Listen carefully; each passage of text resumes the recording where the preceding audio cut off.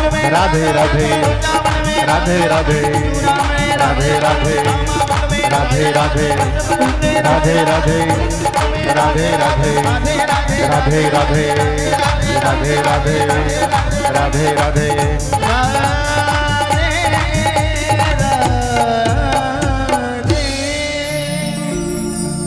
बोलो वृंदावन बिहारी लाल की जय। श्री भागवत भगवान